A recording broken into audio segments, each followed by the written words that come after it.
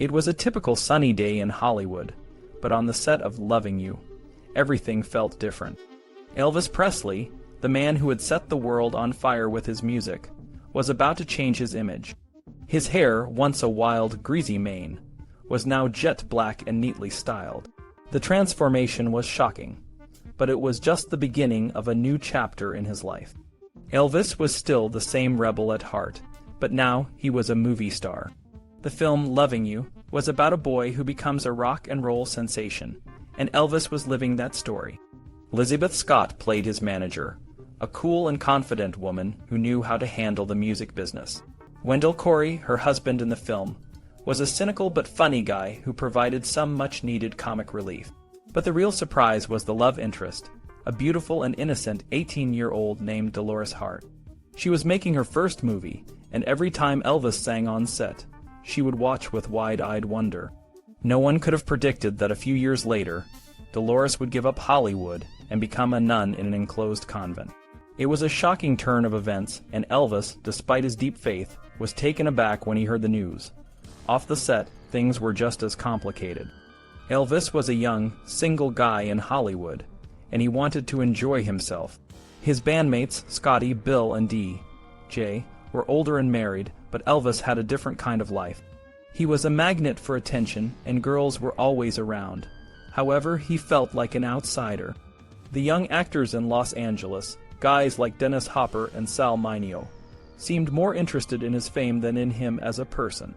They laughed and joked, but Elvis couldn't help feeling like he was being used. He wasn't just another actor, he was Elvis Presley, and that made everything different. Elvis found solace in his own little gang. Red West Jr. and Gene Smith, his cousins, were always by his side. They were his bodyguards, gophers, and loyal friends. They understood him in a way that no one else could. They knew what it was like to grow up in Memphis, to dream big and to face the world together. Elvis trusted them completely, even if some people called them hangers-on or fart catchers. They were his family, and they kept the world at bay when he needed it most. Despite his fame, Elvis felt isolated. He couldn't go to movie premieres without causing a riot, and he didn't fit in with the Hollywood elite. He was a king, but he was a king without a court.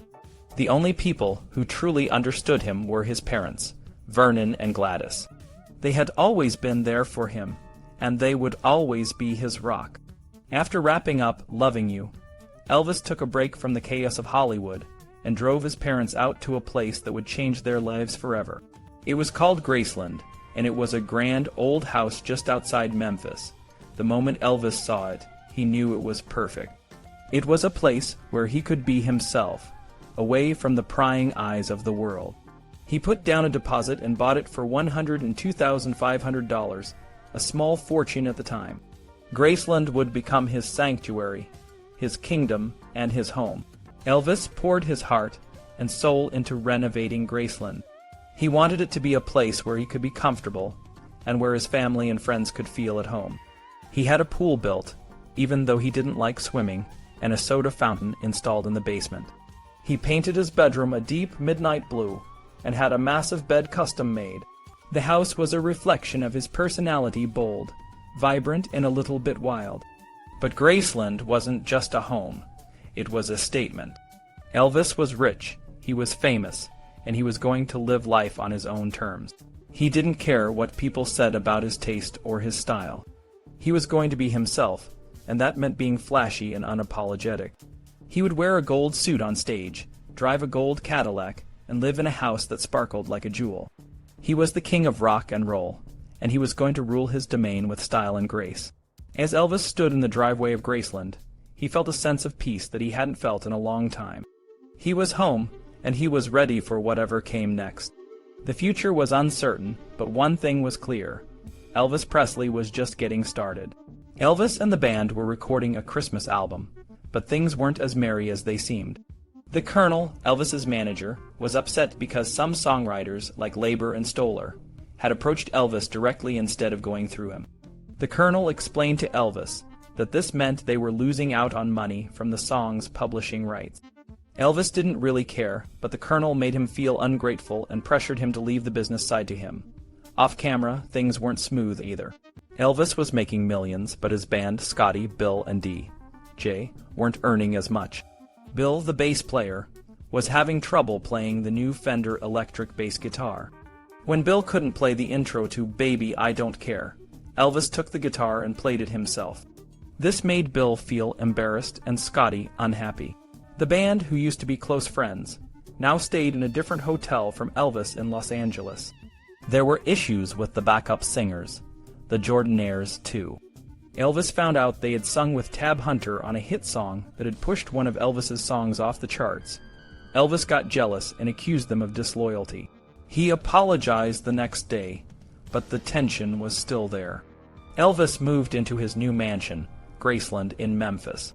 His parents, Vernon and Gladys, were already living there. Gladys was happy to have Elvis home, but still didn't trust the Colonel. She spent a lot of time in the kitchen with the cook, Alberta. Elvis worried about his mother, who was putting on weight and drinking too much. She was lonely and often reminisced about the good old days in Tupelo. Elvis had many girls in his life, including Anita Wood, a blonde beauty queen he met on a TV show. Anita started visiting Graceland regularly and even got her own room there. But Gladys was always hoping Elvis would settle down and start a family. The Colonel and RCA wanted Elvis to make a Christmas album, even though he didn't see himself as a Christmas singer. The album, especially Blue Christmas and White Christmas, became huge hits. But Irving Berlin, who wrote White Christmas, asked radio stations not to play Elvis's version because he didn't like it. This made Elvis upset, especially since he had copied another singer's arrangement. During the recording, Scotty and Bill, who were unhappy with their pay, suggested making an instrumental album to earn extra money. The Colonel found out and stopped the session.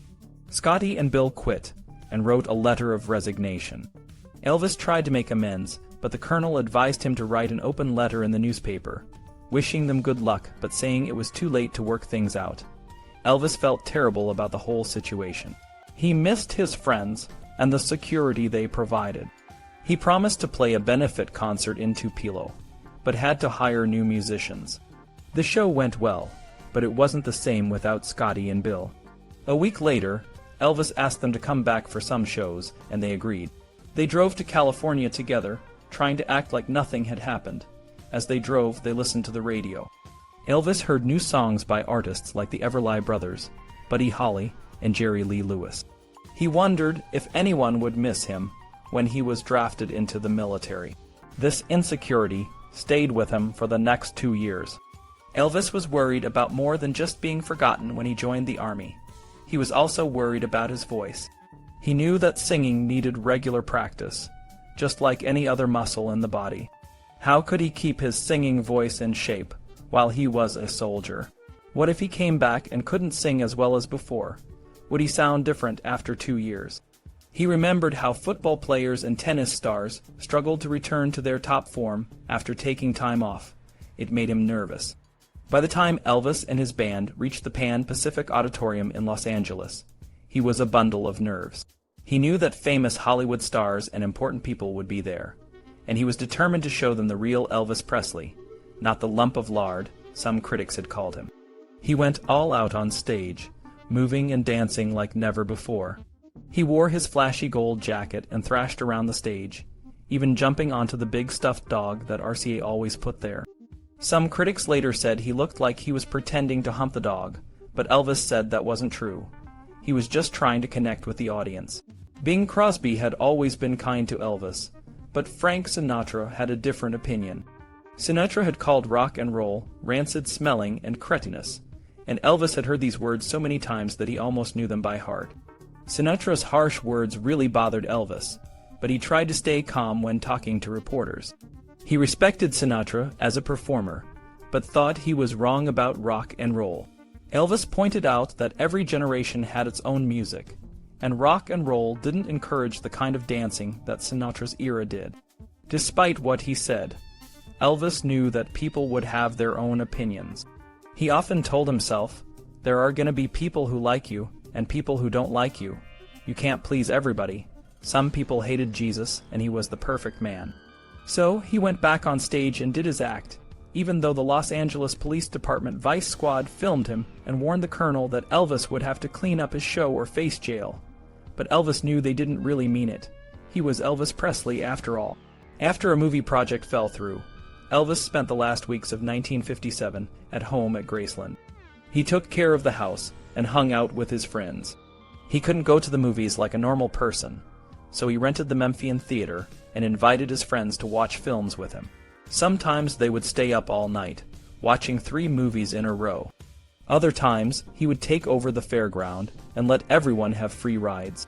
They even played a game at the Rainbow Rollerdrome where they tried to knock each other over with cushions. It was fun, but sometimes people got hurt. Elvis was careful not to get injured, though, because he was paying for everyone. Elvis's entourage was growing, and he had to set some rules. One night, Lamar Fike got into a fight while playing badminton, and Gladys was so upset that Elvis fired both of them on the spot. He brought them back later, but he made it clear that his friends had to respect his home. They could have fun, but they also had to be careful. Elvis always dressed up even at home. He changed outfits often, feeling like he was on display even in his own house. He never wanted to look poor or nondescript again. His favorite moments were sitting with his mother, Gladys, in the little dining room off the kitchen. They would talk, and Gladys would cook for him. She didn't fully understand his life, but she always tried to help. Elvis felt close to her during those times, and he was grateful for their moments together. Then, just before Christmas, a member of the Memphis Draft Board visited to tell Elvis that his induction notice had been drawn up. Both the Army and the Navy offered him special service status, but the colonel insisted that Elvis should serve like any other soldier. Elvis told reporters he was proud to serve his country and wanted to be treated like a regular GI. He chose the Army, which agreed to a deferment until late March 1958. Christmas was tough that year. Gladys wasn't feeling well and was often in her housecoat and slippers, close to tears. She played Elvis's EP of hymns, Peace in the Valley, over and over. She was scared that Elvis might be sent overseas. To cope with the stress, Elvis started a dangerous game called War, where he and his friends threw $2,000 worth of fireworks at each other. He also started giving away $100 bills to everyone, even a delivery boy. It was a way for him to let off steam and share his wealth. With the Army waiting, everything became a rush. Hal Wallis and Paramount wanted a new movie, and RCA wanted new recordings. After his 23rd birthday, Elvis went back to Los Angeles to start recording. His new movie, King Creole, was based on a book, and the lead character was changed from a boxer to a singer. The title was changed when Leiber and Stoller wrote a song called King Creole. The movie had a Dixieland band and was filmed in New Orleans. It turned out to be the best movie Elvis would ever make, and he even got to sit on Sophia Loren's lap during a break. But then, his life in show business came to a full stop. He bought new records and spent the night with his friends at the Rollerdrome. On the morning of March 24th, he went with his parents, his pal Lamar Fike, his girlfriend Anita, and the colonel to the draft board. He was given a medical and a serial number, and he was no longer Elvis, the Pelvis, or the King. He was now Private Presley U.S. 53,110,761, and would earn $78 a month, which he donated to charity. The colonel handed out King Creole balloons as Elvis got on the Army bus and waved goodbye to the fans and cameras. Elvis was nervous but determined to stay strong. He knew the other recruits and their families were feeling the same way. He got on the bus and waved goodbye, thinking about how his career had felt like a dream. But maybe it wasn't over yet.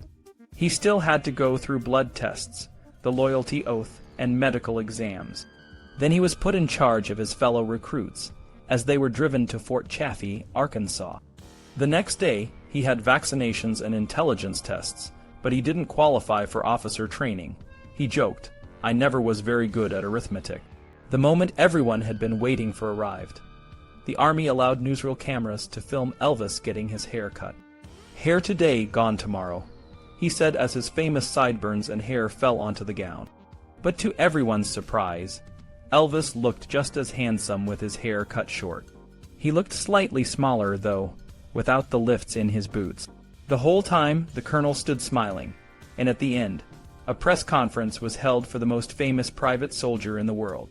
Less than 4 years earlier, Elvis had been too scared to talk to a single reporter, but now he handled hundreds of journalists with ease. When asked about finding female company, he simply said, "I suppose it's a natural thing that when a fellow goes to a strange place, he tries to find a girlfriend." Elvis tried hard to fit in during his time at Fort Hood, even though it was the hardest thing he had ever done. Growing up, he was an only child and often felt lonely, despite being surrounded by people. Now in the Army, he felt even more alone. Everyone was watching him, and some were just waiting for him to make a mistake. But Elvis was determined to be a good soldier. He bought lunch for his fellow recruits on the first day, and later got them extra sets of fatigues. He joked with them, and waited in line with them to make phone calls home. The physical training was tough, but Elvis didn't complain. He completed a fully loaded route march in the hot Texas sun, when others had to drop out. He even lost 12 pounds, which made him look better, but the hardest part was the mental strain. A sympathetic recruit sergeant named Bill Norwood helped him by letting Elvis use his home on base to make phone calls and meet with his girlfriend, Anita Wood. Elvis's first free weekend was a tough one. He visited his friend Eddie Faddle in Waco and called his parents, but the call was tearful. He was worried that his career would be over after 2 years in the Army. Despite visits from his family, he remained depressed. After 10 weeks of basic training, Elvis got a 14-day furlough. He drove home in his black Cadillac and bought a new red Lincoln convertible. He spent time with his parents and friends, but he couldn't shake the feeling of sadness. His manager, Colonel Parker, had a plan to keep Elvis's music alive during his time in the Army. Parker wanted to avoid new recordings, thinking scarcity would make Elvis more popular. But RCA disagreed, fearing Elvis would be forgotten without new music. In the end, Elvis had one night to record at RCA Nashville studio.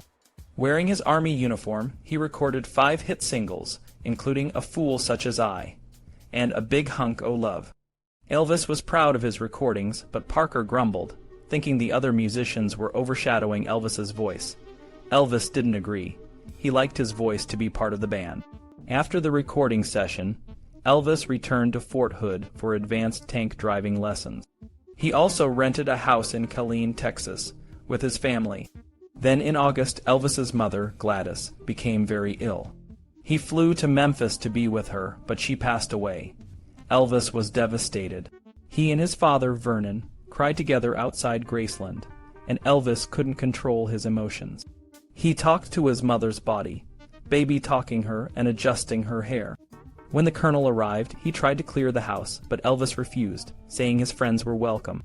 Gladys's funeral was held at the Memphis Funeral Home, and the Blackwood brothers sang hymns. Elvis wouldn't let them stop, requesting song after song. At the cemetery, Elvis sobbed uncontrollably and had to be pulled back from the open grave. After the funeral, Elvis talked with his ex-girlfriend, Dixie Locke, about his mother and their past. Dixie suggested he quit his career, but Elvis said he was too obligated to others.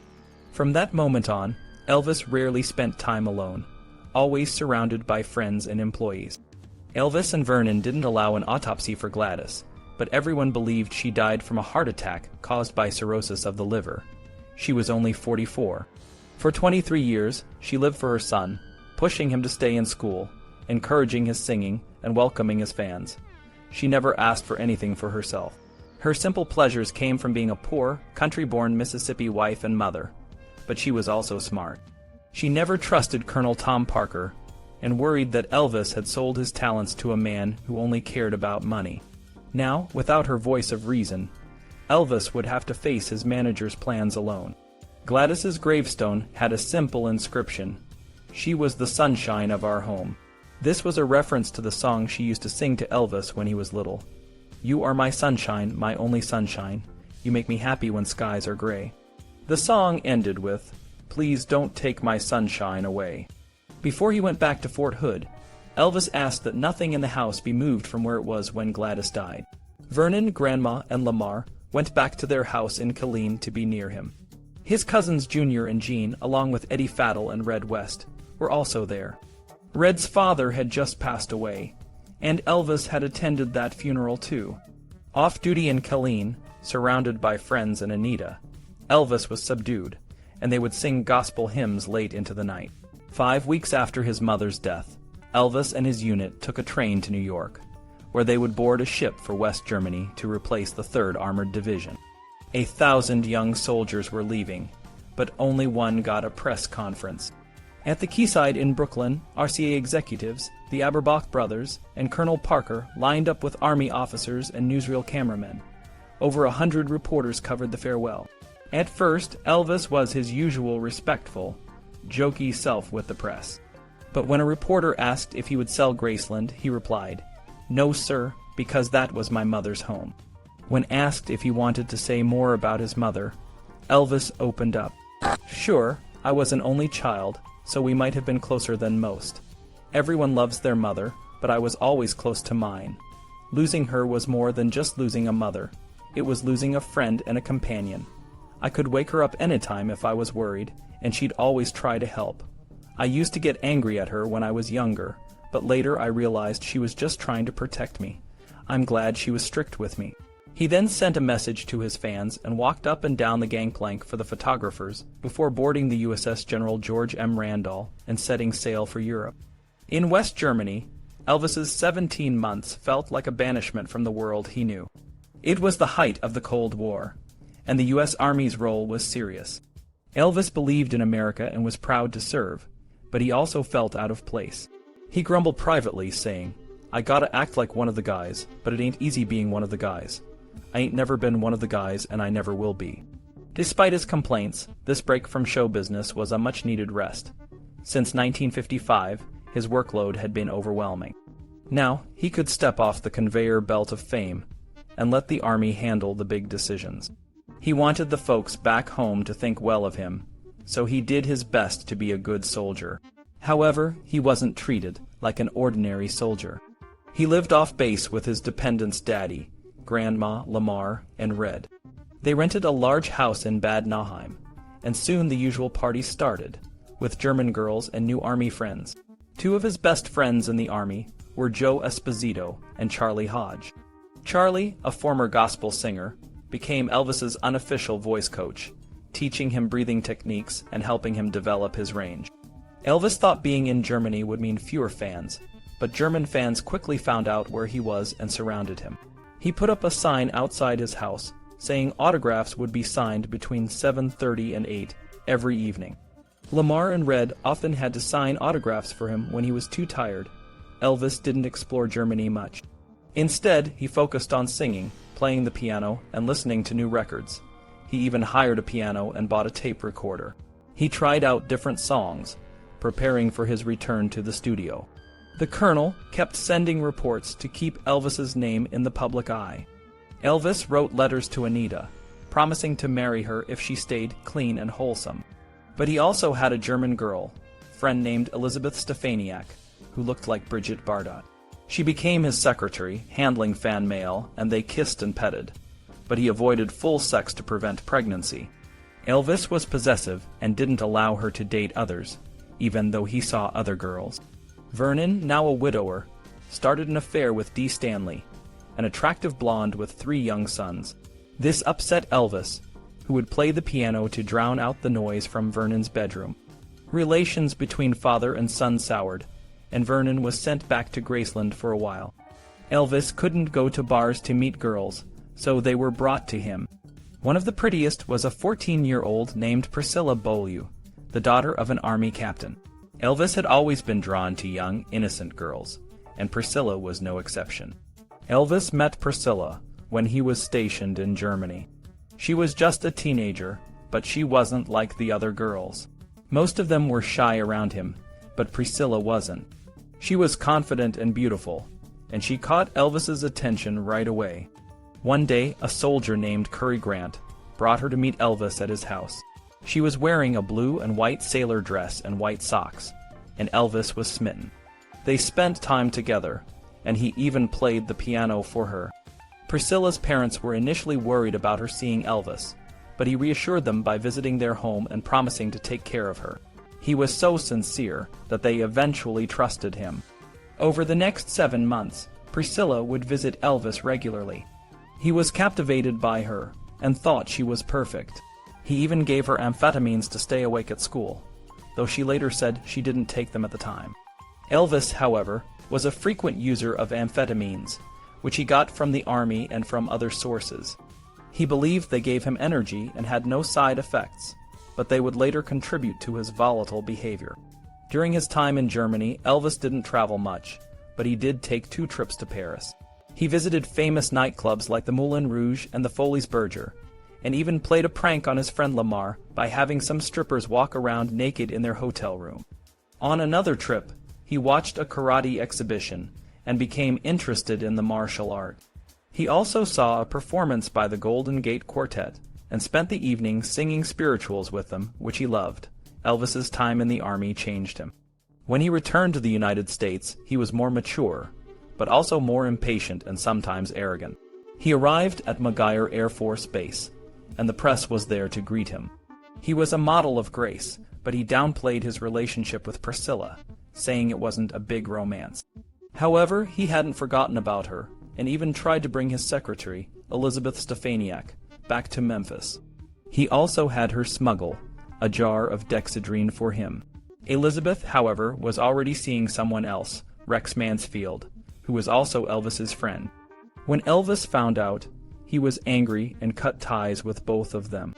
Back in Memphis, Elvis visited his mother's grave and caught up with old friends. Anita Wood, who he had been writing to, also came to see him, but there were always other women around. Elvis wanted to get back to his music, so he and his friends headed to Nashville. The recording sessions were crucial for his career. He chose the songs he wanted to record, and with the help of musicians like Scotty Moore, they produced a new single, Stuck on You. It was a hit, and soon Elvis was back on top. Elvis then traveled to Miami to appear on the Frank Sinatra Timex show. He and Sinatra, who had once called him a cretinous goon, performed together, and it was a big success.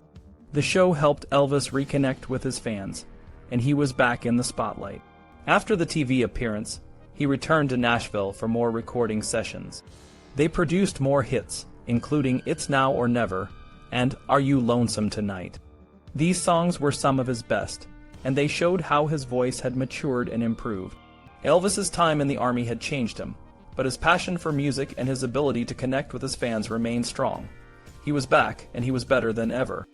Elvis returned to Hollywood with high hopes, but soon found himself facing a reality check. He had been looking forward to making better movies with more dramatic roles, but the Colonel, his manager, had other plans. The first film Elvis worked on after the army was G.I. Blues. It was a light-hearted romantic comedy set in Germany, and it seemed to exploit his time in the military. Elvis was disappointed. He had been talking about wanting to grow as an actor, but the songs for the film were not up to his standards. Only one song, Doin' the Best I Can, stood out, and even that didn't fully represent him.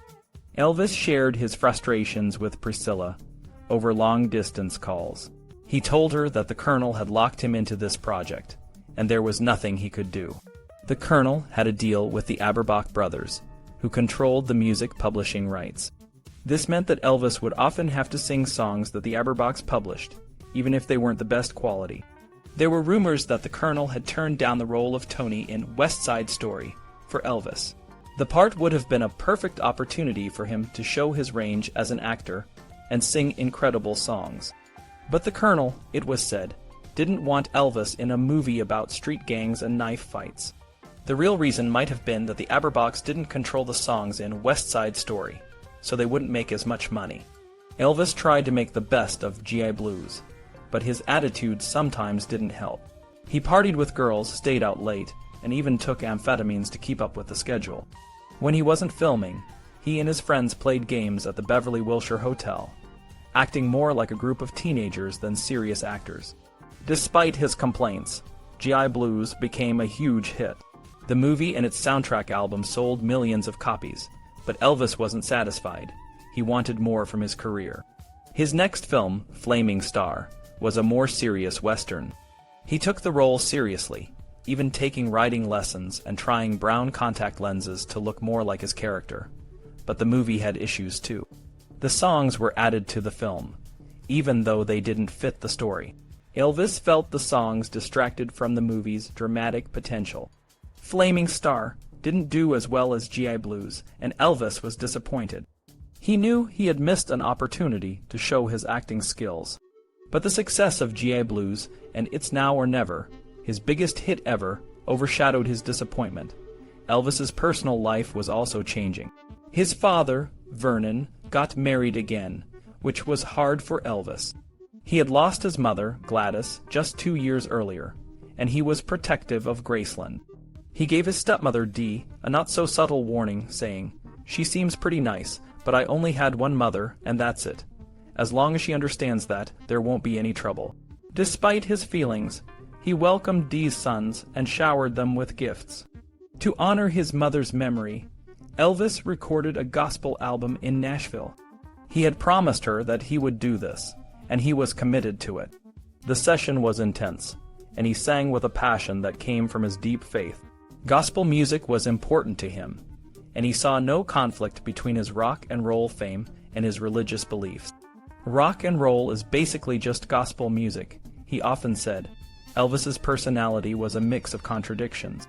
He could be generous and kind, giving away jewelry and cars to people he cared about. But he could also be jealous and prone to angry outbursts. His behavior was a reflection of the pressures he faced and the conflicting influences in his life. He was a deeply religious man who often quoted Bible verses, but he also lived a lifestyle that was far from pious. Before the end of 1960, Elvis started another film, Wild in the Country. The script was written by Clifford Odets, and the cast included Hope Lange and Tuesday Weld, a young actress he had dated before. The story was about a troubled young man with a hidden talent for writing. Elvis was excited about the role, but the movie turned out to be another disappointment. Last-minute changes to the script and the addition of songs altered the film's tone. Elvis's temper was bad, and he felt that the movie wasn't what he had hoped for. Despite the challenges, Elvis continued to be a huge star. His records were selling in record numbers, and he was still the king of rock and roll, but he knew that something was missing. He wanted to be taken seriously as an actor, and he hoped that his next project would finally give him the chance to shine. Elvis Presley, the boy from Memphis who captured the hearts of millions, found himself at a crossroads in his career. His time in Hollywood was a period marked by both success and frustration. The movies, while lucrative, didn't always align with his artistic vision. Instead of the dynamic, rebellious performer he once was, Elvis was often cast as a charming, middle-of-the-road entertainer, singing songs that were sometimes cute, but rarely as powerful as his earlier hits. Despite his reservations, Elvis continued to work hard, always mindful of the financial responsibilities he had to his family and his growing entourage. He was a loyal friend and a generous boss, often covering the living expenses of his Memphis mafia and providing a home for his relatives at Graceland. The estate, once just a family home, had transformed into a bustling hub of activity, with a tight-knit community centered around Elvis. Elvis's return to the stage in 1961 brought him a sense of joy and fulfillment that Hollywood couldn't always provide. His benefit concerts in Memphis and Honolulu were a reminder of his roots and the impact he had on his fans. He even visited Johnny Bragg, a former doo-wop singer he admired in prison, showing a side of him that was kind and empathetic. But the demands of his film career were relentless. Movies like Blue Hawaii and Follow That Dream were commercial successes, but they didn't satisfy Elvis's creative ambitions. He began to feel the pressure of the industry, where his music and performances were often dictated by others. Despite his misgivings, he continued to work, hoping that a better opportunity would come along. Elvis's relationship with Colonel Tom Parker was complex. On one hand, the Colonel had secured him lucrative deals and a steady stream of income. On the other hand, Elvis sometimes felt like he was losing control over his own career. He wanted to be rich, but he also wanted to make music that he was proud of. The tension between these two desires was a constant struggle. In the years that followed, Elvis would release more movies, each with its own soundtrack, but the quality of his work began to decline. The songs were formulaic, and the plots were often predictable. Yet he remained committed to his craft, always striving to do his best, even when the material didn't live up to his standards. By the mid-1960s, the world of music was changing rapidly. New artists were emerging, and the youth culture was shifting. Elvis, still in his 20s, found himself caught between his desire to stay relevant and the demands of his managers and publishers. He continued to record, but his best work was often overshadowed by the commercial success of his films. In the end, Elvis Presley remained a legend, but the path he took in Hollywood was a bittersweet journey. He had achieved incredible success, but at a cost. The boy who once shook the world with his music had to navigate a world where his talent was sometimes sidelined for the sake of profit. Despite the challenges, Elvis never lost his spirit.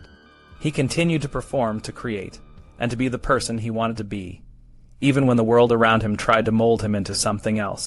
His legacy, both on and off the screen, is a testament to his enduring impact on music and culture.